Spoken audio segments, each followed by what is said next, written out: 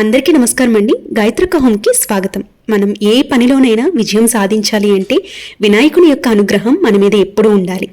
రేపే మనకి సంకష్టహర చతుర్థి వ్రతం, అలాగే రేపే తిరుమల శనివారాల పూజ కూడా చేసుకోవాల్సి ఉంటుంది. అయితే తిరుమల శనివారాల పూజ చేసుకుంటూ సంకష్టహర చతుర్థి వ్రతం ఎలా ఆచరించాలి, ఈ వ్రతానికి ఉన్నటువంటి ప్రత్యేకత ఏమిటి, పూజకి సంపూర్ణ పూజా ఫలితం రావాలి అంటే ఏ నియమాలు పాటించాలి అనేదంతా కూడా ఈరోజు వీడియోలో మీతో షేర్ చేసుకోబోతున్నాను.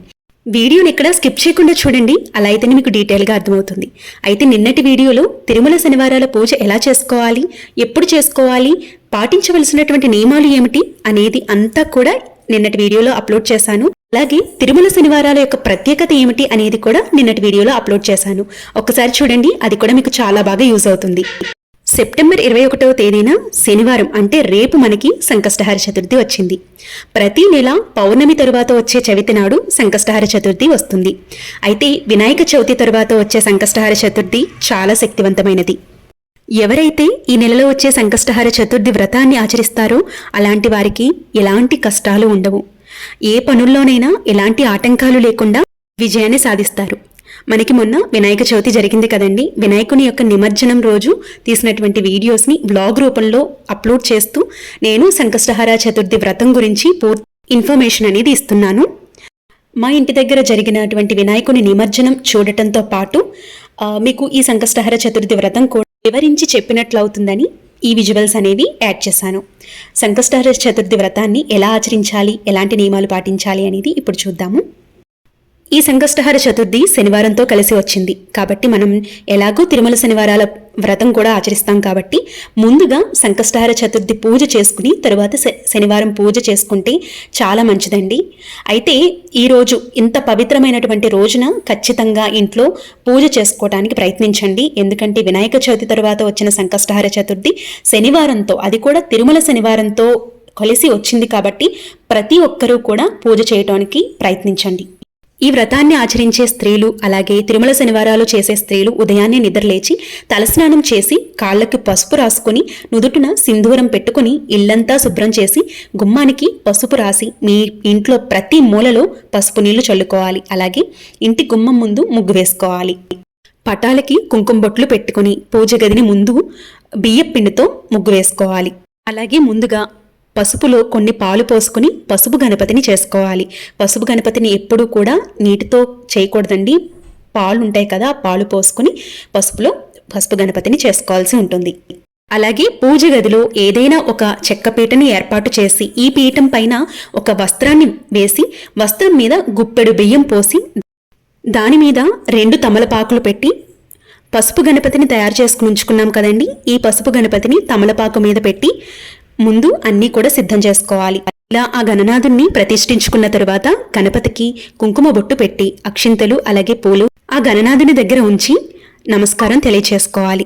అలాగే శనివారం రోజున చతుర్థి వచ్చింది కాబట్టి గణపతితో పాటు వెంకటేశ్వర స్వామిని కూడా పూజిస్తే చాలా రెట్ల పుణ్య ఫలితం అనేది లభిస్తుందండి. కాబట్టి మీ పూజ గదిలో ఉన్న వెంకటేశ్వర స్వామి పటాన్ని తులసి దళాలతో చక్కగా అలంకరించుకుని తులసిమాల మీరు చేయగలిగితే తులసిమాలను వేసి చక్కగా అలంకరించుకుని మీరు సంకష్టహర చతుర్థి వ్రతం ఆచరించే చోటే ఈ వెంకటేశ్వర స్వామి యొక్క పటాన్ని, లక్ష్మీదేవి యొక్క పటాన్ని కూడా పెట్టుకోవచ్చు.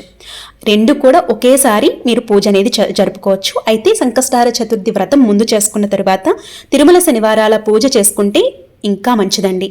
ఒకవేళ మీకు ఇలా చేసుకోవటం వీలు పడలేదు అనుకుంటే మార్నింగ్ సంకష్టహర చతుర్థి పూజ చేసుకోండి, ఈవినింగ్ మీరు తిరుమల శనివారాల పూజ చేసుకోవచ్చు.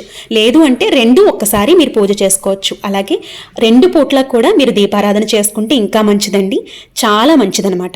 ఈ విధంగా పీఠం మీద గణపతిని అలాగే వెంకటేశ్వర స్వామి లక్ష్మీదేవిని కూడా చక్కగా అమర్చుకొని ముందుగా పసుపుతో చేసినటువంటి గణపతికి తాంబూలం సమర్పించి ముందుగా దీపారాధన చేసి గణపతిని స్తుతించుకొని మనం ముందుగా గణపతిని పూజించుకోవాలి. తరువాత 2 పిండి దీపాలు ఉన్నాయి కదండి. అంటే తిరుమల శనివారం రోజున పిండి దీపారాధన అనేది చేసుకుంటాము. తిరుమల శనివారాల పూజ నేను ఆల్రెడీ వీడియో చేశాను, ఒకసారి చూడండి. ఇప్పుడు చెప్పినట్లయితే వీడియో అనేది లెంగ్త్ ఎక్కువ అవుతుంది కాబట్టి నేను డిస్క్రిప్షన్లో ఐ బటన్లో లింక్ ఇస్తాను, తప్పకుండా చూడండి, మీకు చాలా బాగా యూజ్ అవుతుంది. మనం తయారు చేసుకున్నటువంటి పిండి దీపాలని ముందుగా వెలిగించుకోవాలి. అలాగే ఇలా పిండి దీపాల్ని కూడా వెలిగించుకున్న తరువాత మందార పూలతో గణనాథుడికి పూజ అనేది చేస్తే చాలా మంచిది. ఇక్కడ నేను ఎందుకు చెప్తున్నాను అంటే వెంకటేశ్వర స్వామికి పిండి దీపారాధన చేసుకుంటాము, అలాగే గణనాథునికి కూడా పిండి దీపారాధన అనేది చేసుకోవచ్చు. ప్రత్యేకంగా దీపారాధన చేయవలసిన అవసరం లేదు. మీరు తయారు చేసుకునే పిండి దీపాలని మరికొన్ని ఒక 3 లేదంటే 5 దీపాలు మరికొన్ని ఎక్కువ అమర్చుకొని పిండి దీపారాధన చేసుకోవచ్చు అన్నమాట. అలాగే గణపతికి మందార పూలతో పూజిస్తే చాలా మంచిది. ఒకవేళ మందార పూలు మీకు అవైలబుల్ లేవు అనుకుంటే ఎర్రని పుష్పాలతో గణపతిని పూజించుకొని అలంకరించుకోవచ్చు. అలాగే వెంకటేశ్వర స్వామికి తులసిమాల సమర్పించాలండి, అంతేకాని వినాయకునికి తులసి దళాలతో పూజ అనేది చేయకూడదు, గుర్తుపెట్టుకోండి. అలాగే వెంకటేశ్వర స్వామికి తులసిమాల తయారు చేసుకున్నప్పుడే వినాయకుడికి గరిక ఉంటే మీ దగ్గర గరిక మాలను సమర్పించండి. మనం సంకష్టహార చతుర్థి ముఖ్యంగా గరికతో పూజ అనేది చేస్తాం కాబట్టి గరిక తప్పకుండా ఉండాలి. గరికమాల మీకు పటం ఉంటే పటానికి వేసుకోవచ్చు, లేదు అంటే గనక విగ్రహం ఉంటే విగ్రహానికి వేసుకోవచ్చు, లేదు అంటే పసుపుతో తయారు చేసినటువంటి గణపతికి కూడా వేసుకోవచ్చు. ఒకవేళ మీరు విగ్రహానికి కానీ పటానికి కానీ గరికమాల వేసినట్లయితే కొంచెం గరికని చిన్న వినాయకుడు అంటే పసుపుతో చేసినటువంటి వినాయకుడు ఉన్నారు కదండి, ఆ వినాయకుని కూడా కొంచెం గరికని అక్కడ ఉంచి పూజ అనేది నిర్వహించుకోవాల్సి ఉంటుంది. ముందుగా గణనాథుని పూజించుకొని చక్కగా గణపతి యొక్క శ్లోకాలు స్తోత్రాలు చదువుకొని దీపారాధన చేసి అష్టోత్తరాన్ని చదువుకొని మీకున్నటువంటి సంకల్పం ఏదైతే ఉందో ఆ స్వామివారికి విన్నవించుకొని మీరు ముడుపు కట్టాలి అనుకుంటే మీ సందర్భంలోనే అంటే ఈ సంకష్టహార చతుర్థికి ముడుపు అనేది కట్టుకోవచ్చు. ఒకవేళ మీరు ఈ సంకష్టహార చతుర్థి ఫస్ట్నే స్టార్ట్ చేయాలనుకుంటే ఇదే శుభ సమయం అండి. ఎందుకంటే తిరుమల శనివారాలు ఎంతైతే విశిష్టం ఉంటుందో ఈ పర్వదినాల్లో మీరు మొదలుపెట్టే ఏ కార్యక్రమమైనా కూడా చాలా మంచిదనమాట. కాబట్టి మీరు ఈ తిరుమల శనివారాల వ్రతం రోజునే పూజ రోజునే ఈ సంకష్టహార చతుర్థి కూడా మీరు మొదలు పెట్టుకోవచ్చు. చాలామంది 7 శనివారాల వ్రతం కూడా మొదలు పెడతాము అని అంటున్నారండి. తప్పకుండా మొదలు పెట్టుకోవచ్చు. రేపు చాలా విశేషమైనటువంటి రోజు కాబట్టి మీరు 7 శనివారాల వ్రతాన్ని రేపటి నుంచి మీరు మొదలు పెట్టుకోవచ్చు. అలాగే సంకష్టహార చతుర్థి వ్రతాన్ని ఆచరించినప్పుడు స్వామివారి యొక్క అష్టోత్తర శతనామావళి చదువుకుంటే చాలా మంచిది. అవి వింటూ అయినా కూడా పూజ చేసుకోవచ్చు. ఒకవేళ మీకు అవేమి రావనుకోండి, ఓం గం గణపతియే నమః అనే మంత్రాన్ని జపిస్తూ భక్తి శ్రద్ధలతో గణపతికి పూజ అనేది నిర్వహించుకోవాల్సి ఉంటుంది. ముడుపు ఎప్పుడు కట్టాలక్క అని డౌట్ కూడా ఉంటుందండి. వ్రతాన్ని ఆచరించే వాళ్ళు గణపతికి ఖచ్చితంగా ముడుపు కట్టుకుంటే చాలా మంచిదనమాట. అయితే ఈ ముడుపు ఎలా కట్టాలి అంటే మీరు పూజ చేసుకునే కంటే ముందే ముడుపుని సిద్ధం చేసుకోవాల్సి ఉంటుంది. అంటే పూజ చేసే 1 గంట ముందే ఈ ముడుపుని సిద్ధం చేసుకోవాలండి. ఒక రోజు ముందు సిద్ధం చేసుకోకూడదు. అదే రోజు ముడుపుని ఏర్పాటు అనేది చేసుకోవాలి. అది ఎలా చేసుకోవాలి అంటే ముందుగా ఒక ఎర్రటి జాకెట్ ముక్కను కానీ లేదంటే తెలుపు వస్త్రాన్ని కానీ తీసుకోవాలి. ఈ వస్త్రంలో 3 గుప్పెళ్ల బియ్యం, 2 ఎండు ఖర్జూరాలు, వక్కలు, అలాగే స్వామివారికి దక్షిణ తాంబూలంగా 11 రూపాయలు వేసి మూటలాగా కట్టుకోవాలి. దీన్నే మనం ముడుపు అని అంటాము.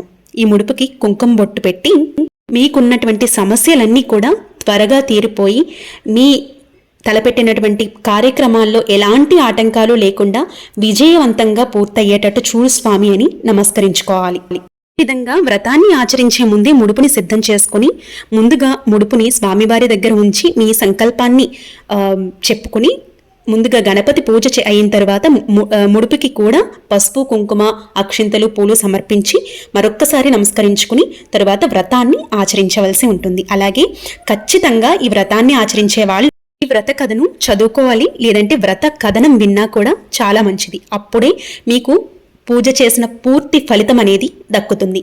అలాగే గణపతికి హారతిని ఇచ్చి ధూపం వేసి 3 ప్రదక్షిణలు చేసి గణపతికి నమస్కారం తెలియచేసుకోవాలి. ఈ విధంగా ఉదయం పూట గణపతికి పూజ చేసుకోవాలి. ఈ వ్రతాన్ని ఆచరించే స్త్రీలు ఖచ్చితంగా 1 పూట ఉపవాసం ఉండాలండి.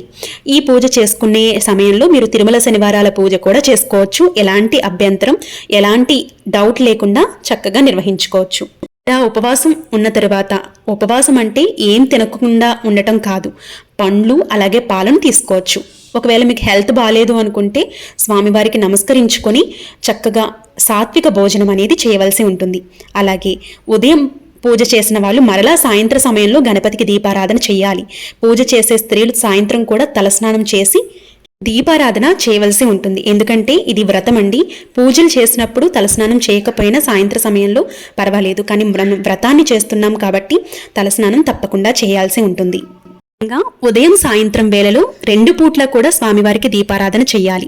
ఉదయం ఉపవాసం ఉన్నవాళ్ళు సాయంత్రం దీపారాధన చేసిన తరువాత చంద్రుని దర్శించుకుని ఉపవాసాన్ని విరమించుకోవాలి. ఈ వ్రతాన్ని ఆచరించేవారు ఎలాంటి నియమాలు పాటించాలి అంటే సూర్యోదయం కంటే ముందే నిద్రలేవాలి. అలాగే ఉదయం 10 లోపే గణపతి వ్రతాన్ని ఆచరించాల్సి ఉంటుంది. మధ్యాహ్న సమయంలో నిద్రపోకూడదు. అలాగే మంచం మీద కూర్చోకూడదు. రోజంతా దేవుని నామస్మరణతో ఉండాలి. అలాగే భార్యాభర్తలు బ్రహ్మచర్యం పాటించాలి. ఈ విధంగా తగిన నియమాలు పాటిస్తూ గణనాథుడికి ఈ వ్రతం ఆచరిస్తే ఇంట్లో ఎలాంటి ఇబ్బందులు లేకుండా, ఎలాంటి కష్టాలు లేకుండా మనం చేసే ఏ పనిలోనైనా విజయం సాధించవచ్చండి. కాబట్టి రేపు మనకి తిరుమల శనివారాలతో కూడినటువంటి సంకష్టహర చతుర్థి వ్రతం వచ్చింది. కాబట్టి మనందరము కూడా భక్తి శ్రద్ధలతో ఆ గణనాథుణ్ణి అలాగే వెంకటేశ్వర స్వామి, లక్ష్మీదేవిని పూజించి స్వామివారి యొక్క కరుణ మన మీద ఎప్పుడూ ఉండేటట్టు చూసుకుందాం. ఈ వీడియో మీకు హెల్ప్ అయిందని అనుకుంటున్నాను. ఈ వీడియో నచ్చిందని అనుకుంటున్నాను. నచ్చినట్లయితే లైక్ చేయండి. మీ ఫ్రెండ్స్ అండ్ ఫ్యామిలీ మెంబర్స్కి తప్పకుండా షేర్ చేయండి. అలాగే మన ఛానల్ని సబ్స్క్రైబ్ చేసుకోండి. రేపటి ఒక మంచి వీడియోతో మళ్ళీ మీ ముందుకు వస్తాను. అప్పటి వరకు నమస్తే, మీ గాయత్రక్క.